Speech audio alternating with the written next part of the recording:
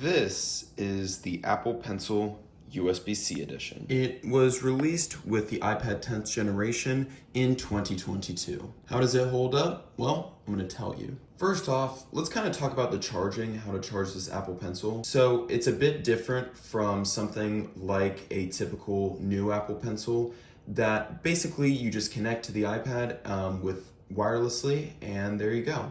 This, on the other hand, is definitely a bit different.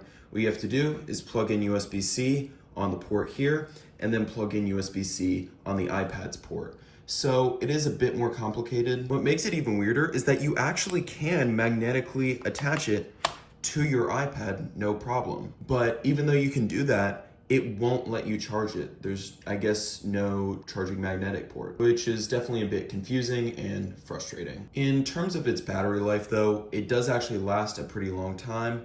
In my experience, it lasts a couple of days, which is generally something you want for an Apple Pencil or for any stylus. Because if you don't have something with good battery life, then you're always gonna have to charge it. And it's gonna be really infuriating when you're going to wanna use it in class and you realize that you haven't charged it or something like that. This will do absolutely fine, no problem. And another good thing, you can totally use it while it's being plugged in. Another good thing is the touch response rate is extremely fast.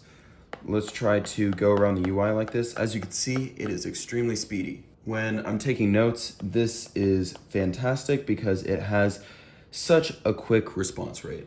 A lot of cheap styluses or styluses that have Bluetooth connection sometimes will not do well. I'm not talking about Apple Pencils or anything like that. I'm mostly talking about third-party styluses. However, one downside is that it is not pressurized. So basically, you can't hold down and it won't change.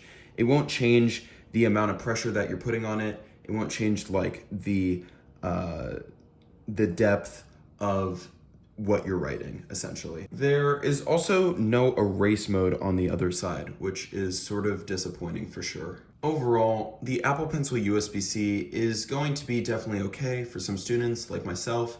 I use this basically every single day that I have class. However, I will say that there are some things that I wish Apple would have put in this Apple Pencil, especially the pressure sensitivity. I really wish they had that. However, for basically under $100, it's really not a bad deal.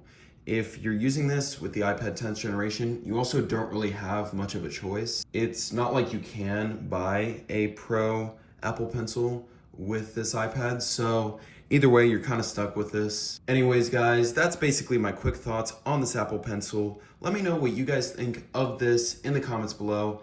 And I know it was a bit of a quick review, but hopefully you guys still enjoyed, and I will see you in the next one.